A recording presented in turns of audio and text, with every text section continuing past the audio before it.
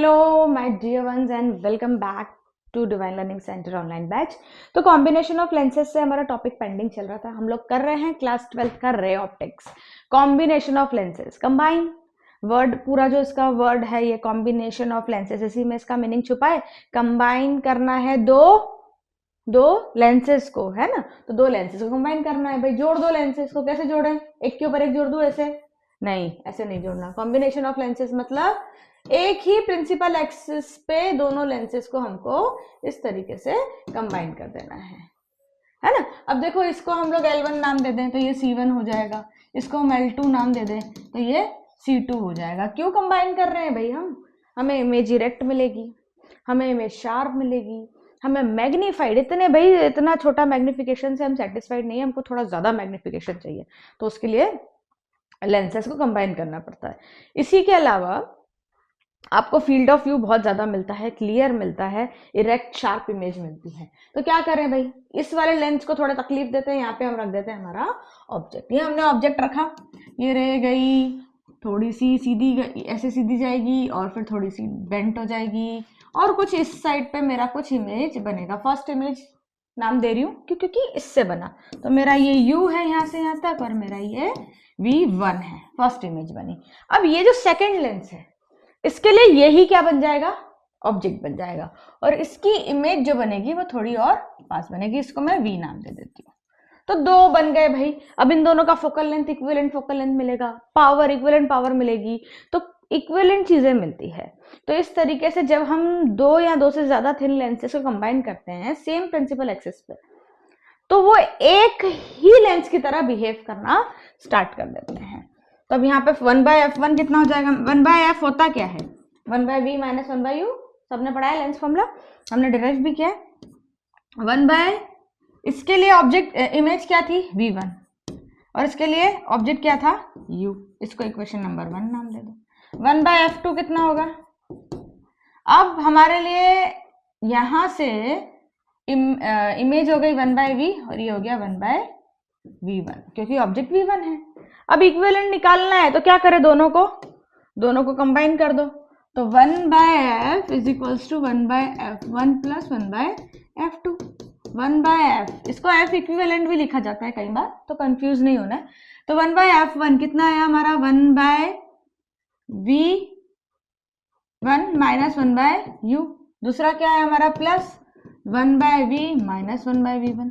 1/v1 cancel हो जाएगा, तो f इक्विवेलेंट कितना आ जाएगा मेरे पास? 1/v minus 1/u। यही तो हमने पहले भी पढ़ा था, जब सिंगल लेंस के लिए भी यही लेंस मेकर फॉर्मूला है। दो या दो से ज्यादा लेंसेज को मिलाने पर भी यही फॉर्मूला है।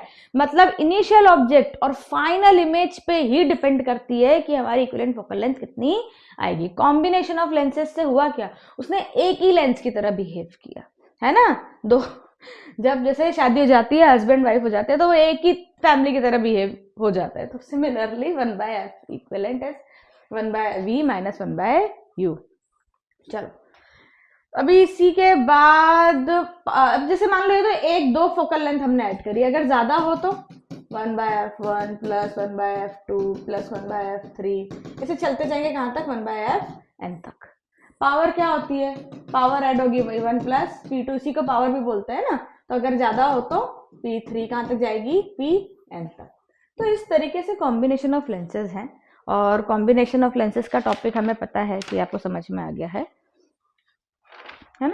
अब ये जो लेंस है इसको हम सिंगल मान रहे हैं भाई, दो से ज्यादा जोड़ दिए, अब ये सिंगल लेंस की तरह बिहेव कर रहा है, पर हमको तो दिख रहा है ना दो है।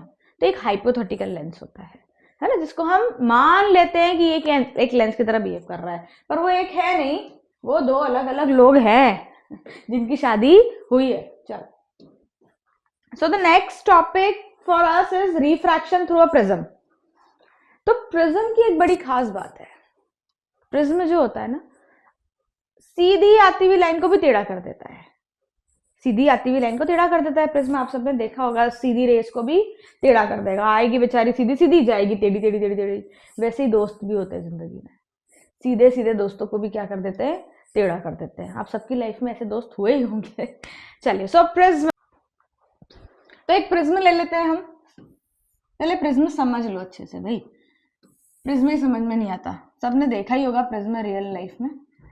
अब होगा क्या, जैसे प्रिज्म रे को मोड़ रहा है, दोस्त लाइफ को मोड़ देते हैं, दोस्त होना अच्छी बात है। क्या करें, यहाँ पर एक इंसिडेंट रे दे दी हमने, ये इंसिडेंट रे है, ये सरफेस है जिस पे इंसिडेंट रे आ रही है, ये इंसिडेंट रे है, तो नॉर्मल आएगा 90 डिग्री पे, राइट। नॉर्मल हमेशा जिस प्लेन पे आप इंसिडेंट करा रहे हो उसके 90 डिग्री होते हैं। बच्चे गलती क्या करते हैं, रे के 90 डिग्री बना देते हैं। रे के 90 डिग्री नहीं होना चाहिए, नॉर्मल से 90 डिग्री होना चाहिए। तो ये इंसिडेंट रे, नॉर्मल से इसका एंगल आई होता है, हम सबको पता है। क्योंकि ये रेयर मीडियम है, ये डेंसर मीडियम है, तो रिफ्रैक्शन के बाद ये थोड़ा सा क्या हो जाएगा, जैसा जाना था वैसा नहीं जाएगा, क्या हो जाएगा, टूवर्ड्स द नॉर्मल बेंट हो जाएगा। तो टूवर्ड्स द नॉर्मल बेंट हो गया, ऐसे गई ऐसे गई ऐसे गई, यहां टकराई, ठीक है। अब क्या होगा, ये इसके बाहर निकलेगी। तो पहले सरफेस पे एक नॉर्मल बना दो, देखो ये दोनों पीछे मिल गए, इसको एन नाम दे दो, इसको दे दो पी, ये क्यू, यहाँ पे आर नाम दे दो। अब क्या होगा, अवे फ्रॉम द नॉर्मल जाएगी, ये एस। ये कौन सी रे आई, ये इंसिडेंट, ये रिफ्रैक्ट, ये इंसिडेंट, ये रिफ्रैक्टेड, तो ये क्या है, इमर्जेंट। फाइनल जो रे आती है ना प्रिज्म के बाहर, उसको बच्चे रिफ्रैक्टिव रे बोलते हैं, नहीं वो इमर्जेंट रे है, फाइनल रे, ठीक है। अब देखो ये रे जानी कैसी चाहिए थी, ये इंसिडेंट है, ये जानी ऐसी चाहिए थी, गई कैसी, ऐसी। जब इन दोनों को मैं पीछे मिलाती हूं, इसको एम पॉइंट दे दो, ये जो एंगल बनता है इसको बोलते हैं एंगल ऑफ डेविएशन। मतलब कितनी डेविएशन हुई, प्रिज्म में कितनी ताकत थी कि इसने इंसिडेंट रे को कितना डेविएट किया। तो ये पी क्यू क्या हो गई मेरे लिए, इंसिडेंट रे हो गई, हो गई या नहीं, ठीक है। फिर मेरे लिए क्यू आर क्या हो गई, रिफ्रैक्टेड रे हो गई। फिर मेरे लिए आर एस क्या हो गया, इमर्जेंट रे हो गई। इतना समझ में आया है ना। ये जो एंगल होता है एंगल ए, इसको बोलते हैं एंगल ऑफ प्रिज्म। अच्छा ठीक है, इसको आई नाम दिया है, ये रिफ्रैक्शन हुआ, तो इसको आर डैश दे दो और इसको आई डैश दे दो। सारे एंगल नॉर्मल से बनेंगे, याद रखना, सारे एंगल कैसे बनेंगे, नॉर्मल से बनेंगे। अब अगर आपको ध्यान से दिख रहा हो तो ए क्यू एन आर क्या है, ए क्यू एन आर क्या है, एक क्वाड्रिलेटरल बन रहा है, ए क्यू एन आर। तो अपोजिट एंगल्स का सम कितना होता है, 180 होता है या नहीं। तो in quadrilateral A Q N R opposite का क्या सम होता है, 180 होता है। तो angle A plus angle Q N R is equals to 180। यहां से एंगल ए की वैल्यू आएगी 180 minus Q N R. Madam हम ये कर क्यों रहे हैं, क्यों निकाला, अभी आगे चल के पता चलेगा, अभी खाली कर लो।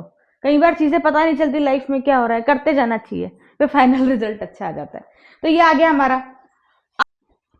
सो क्यू एन आर में क्या होगा, ट्राइंगल क्यू एन आर, सबको दिख ही रहा है, क्यू एन आर, 3 एंगल है उसके अंदर, R, R dash and and. ले लो, R plus angle R dash plus angle Q N R is equals to 180 degree. R dash is equals to 180 minus Q N R. यही कुछ हमको पहले भी दिखा था यहाँ पर, 180 माइनस क्यू एन आर। वो कौन सा एंगल था, एंगल ए था। तो इसकी जगह में क्या लिख दूंगी, R plus R dash is equals to angle A. तो रिफ्रैक्शन कितना होगा वो डिपेंड करता है कि प्रिज्म का एंगल कितना होगा। चलो आगे बढ़ते हैं। अभी देखो ये वाला ट्राइंगल लिया क्यू एन आर, तो क्यू एम आर बुरा नहीं मान जाएगा, मान जाएगा, तो लेना पड़ेगा क्यू एम आर को। तो कौन सा ट्राइंगल ले लूं मैं, ट्राइंगल क्यू एम आर। उसमें 3 एंगल हैं, 1 2 3, पर तीनों का हमको कुछ नहीं करना। इसको अगर आप जरा ध्यान से देखो, थोड़ा जूम करती हूं मैं इसको, यहां से होगा है ना, जूम करके मैं आपको बताती हूँ एक चीज। देखो ये जो एंगल है ये एंगल ऑफ डेविएशन है। हमें जिन एंगल से मतलब है वही लेंगे ना, हमें यहाँ के अंदर के एंगल से कोई मीनिंग नहीं है इससे, तो मुझे ये एंगल चाहिए। तो ये एक एक्सटीरियर एंगल प्रॉपर्टी पढ़ी थी ना बचपन में, exterior angle is equals to sum of two opposite interior angle. तो डेल्टा किसके इक्वल आ जाएगा, इन दोनों के, लेकिन ये दोनों तो नोन नहीं है हमको, है क्या, तो जो मैथ्स वाले होंगे उनको पता होगा। देखो ये दो लाइन जा रही है ऐसी, ये जो दो लाइन जा रही है उसमें ये वाला एंगल हमारा आई है, ये एंगल आपका आर है, तो ये कितना हो जाएगा आई माइनस आर।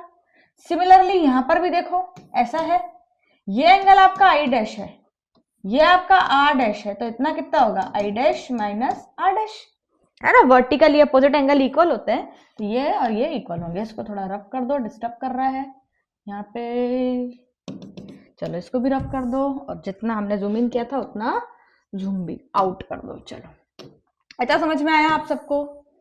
तो अब हम करते हैं ये वाले एंगल के साथ एक्सटीरियर एंगल प्रॉपर्टी।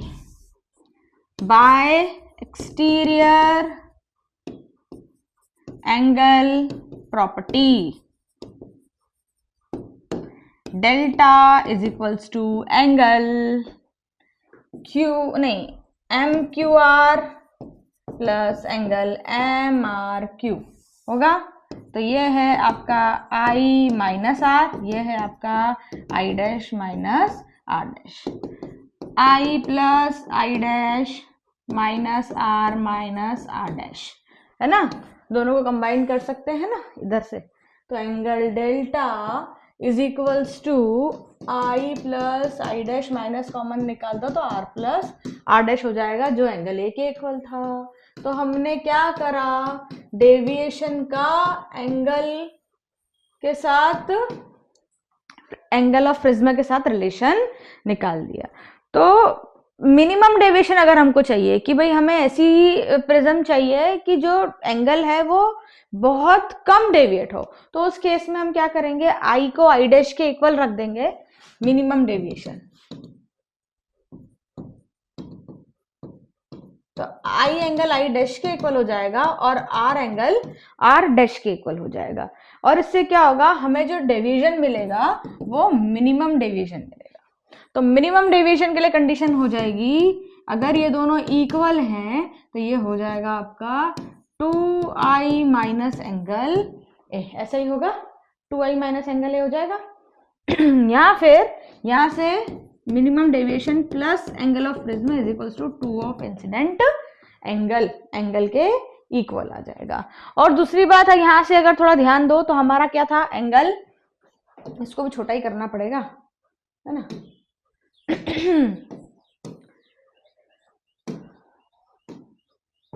ये जो हमारा एंगल आया था, ये वाला angle R plus angle R dash is equals to angle A था, तो ये क्योंकि दोनों अब आर आर हो गए, क्योंकि हम कंडीशन कौन सी कर रहे हैं, मिनिमम डेविएशन की कंडीशन कर रहे हैं, तो दोनों इक्वल हो जाएंगे, that is 2 angle R is equals to angle A. तो इस तरीके से हमको कुछ कंडीशंस मिल रही है। यहाँ पे आई की वैल्यू यहाँ से आ जाएगी, angle I is equals to delta M plus angle A upon 2, और यहाँ से आर आ जाएगा एंगल ए अपॉन 2। तो एंगल ऑफ प्रिज्म से हम पता कर सकते हैं कि हम किस तरीके की रेस को भेजेंगे, किस एंगल की रे को भेजेंगे तो हमको डिवीजन मिनिमम मिलेगा। एंगल ऑफ प्रिज्म बड़ा अच्छा रोल प्ले करता है उसमें। स्नेल्स लॉ सबने पढ़ा है, जैसे लाइफ में कुछ स्नेक्स कभी पीछा नहीं छोड़ते, वैसे ही फिजिक्स में स्नेल्स लॉ कभी पीछा नहीं छोड़ेगा। जहां रिफ्रैक्शन रिफ्लेक्शन पढ़ोगे वहां पे आपका क्या आ जाएगा, ये आ ही जाएगा। क्या होता है Snell's law, mu is equals to sine I upon sine R. Sine I कितना है आपका, आई आई ये है delta M plus A upon 2, और साइन आर कितना है, साइन ए अपॉन 2। तो इस तरीके से भी हम स्नेल्स लॉ भी हम पता कर सकते हैं। और यहाँ पे हमारा जो रिफ्रैक्शन है प्रिज्म का वो फिनिश होता है। तो ऑलमोस्ट चैप्टर हमारा फिनिश हो गया। लाइफ में कुछ अभी कुछ स्कोप बचा है लाइफ में, वैसे इस चैप्टर का थोड़ा स्कोप पार्ट बचा हुआ है, जैसे कि microscope, telescope, compound microscope, simple microscope, तो ये सब हमें करना है। चलो वो भी कर लेते हैं, आज फिनिश हो जाएगा chapter. So the next topic we are doing is microscope. तो माइक्रोस्कोप में सबसे पहले है सिंपल माइक्रोस्कोप। मैंने पहले ही सब कुछ लिख दिया है। ये डायग्राम को ध्यान से समझो। सबसे पहले तो हमारा जो ह्यूमंस का डिस्टिंक्ट विजन है वो D25 सेंटीमीटर है, हम सबको पता है। तो फाइनल इमेज हमारी 25 सेंटीमीटर तक ही बननी चाहिए, इसलिए V को मैंने पहले ही -D डिनोट कर दिया है। अल्फा और बीटा समझ लो क्या होते हैं, इमेज से जो लीस्ट डिस्टेंस का एंगल बनता है, मतलब जो इमेज एंगल बना रही है ना, लीस्ट डिस्टेंस से इमेज जो एंगल बना रही है वो अल्फा होता है, और लीस्ट डिस्टेंस से जो ऑब्जेक्ट एंगल बनाता है, अब ऑब्जेक्ट तो लीस्ट डिस्टेंस में नहीं पड़ा था तो कैसे एंगल बनाया, तो ये जो ऑब्जेक्ट था उसी को आगे कंसिडर कर लेते हैं, पैरेलल लाइंस आर इक्वल, और यहां से अल्फा बनता है। तो इस तरीके से बीटा एंड अल्फा दो एंगल समझ लेने हैं जो हर माइक्रोस्कोप में सिंपल हो या कंपाउंड काम आएंगे। लेंस रखा है, ऑब्जेक्ट रखा, इमेज इरेक्ट और मैग्निफाइड हमको मिल गई। मैग्निफिकेशन बीटा अपॉन अल्फा याद रखना है, क्योंकि एंगल बहुत छोटे होते हैं तो हम इसको tan बीटा tan अल्फा लिख सकते हैं। हाइट अपॉन बेस होता है तो बीटा के लिए हाइट अपॉन बेस हो जाएगा, इसी सिमिलरली अल्फा के लिए भी हाइट अपॉन बेस हो जाएगा, जो कि ओबी ओबी कट जाएगा, ए बी और ए डैश बी डैश बचेगा। सिमिलरली अगर मैं मैग्निफिकेशन की बात करूं तो v बाई यू भी था जो -d अपॉन -x, यू को मैंने -x मान लिया तो मैग्निफिकेशन मिल जाएगा। फोकल लेंथ का फॉर्मूला होता है 1/b 1/u, v की जगह -d रखा, u की जगह -x रखा, और यहां से मुझे 1/x की वैल्यू मिल गई 1/f प्लस 1/d। पूरी इक्वेशन को जब मैं d से मल्टीप्लाई कर दूंगी तो d/f d/d कट जाएगा, और d/x मैग्निफिकेशन आया था तो m = d/f प्लस 1 आ जाएगा। सिमिलरली जब मैग्निफिकेशन को हाइट के टर्म्स में लिखते हैं तो h/f और h/d आता है, h से h कट जाएगा, d/fp आएगा। जब मैं बात करती हूँ कंपाउंड माइक्रोस्कोप की तो इसमें दो लेंसेज यूज होते हैं। पहला लेंस जो इमेज देता है वो इतनी मैग्नीफाइड नहीं होती, उसको और मैग्नीफाइड करने के लिए हम बड़ी फोकल लेंथ का लेंस लगाते हैं, जिससे हमको डिस्टिंक्ट प्लेस पे हमारी इमेज मिलती है। तो अब यहाँ पे देखो ऑब्जेक्ट u, ये हमारी ऑब्जेक्ट डिस्टेंस है, ये हमारी पहली इमेज डिस्टेंस है। अब ये दूसरे वाले के लिए क्या हो जाएगी, ऑब्जेक्ट, और फाइनल वाले के लिए इमेज हो जाएगी d। इसमें भी बीटा अपॉन अल्फा ले लोगे, यहाँ से जो h अपॉन एच डैश और d अपॉन यू ई आएगा। h अपॉन एच डैश हमारे लिए मैग्निफिकेशन है पहले वाले का, d अपॉन यू मतलब final upon v upon you है ना ये, तो ये किसके लिए आ जाएगा, हमारा सेकंड लेंस के लिए, इसलिए इसको MOME भी लिखते हैं। अगर लेंथ ले ली मैंने, माइक्रोस्कोप की लेंथ है ये पूरी, तो मैग्निफिकेशन कितना हो जाएगा, v अपॉन यू होता है, तो v तो हमारे लिए भाई अब लेंथ ही हो गया, तो -l अपॉन FO भी ले सकते हैं, और इसको d अपॉन FE। तो ये कुछ फॉर्मूले जो आप डायरेक्टली भी लर्न करके रखेंगे। तो सिंपल और कंपाउंड माइक्रोस्कोप जब प्रिपेयर करेंगे बच्चे, तो आप लोग डायग्राम अच्छे से करेंगे, उसका इंट्रोडक्शन क्या यूज होता है वो अच्छे से करेंगे, और एंड में उसकी मैग्निफिकेशन अच्छे से लर्न कर लेंगे। इतना कंसेप्ट आपको माइक्रोस्कोप के लिए इनफ है। तो रे हमारा फिनिश हो गया है, वेव की तरफ चलेंगे। ड्वेल नेचर है लोगों की तरह, पीपल की तरफ, हमारे लाइट के भी ड्वेल नेचर है ना, लोग भी आगे कुछ और पीछे कुछ और होते हैं, लाइट भी वेव पार्टिकल नेचर और वेव नेचर शो करती है। So the next topic we are going to start soon, maybe wave, may not be, let's see. चलिए, गुड बाय।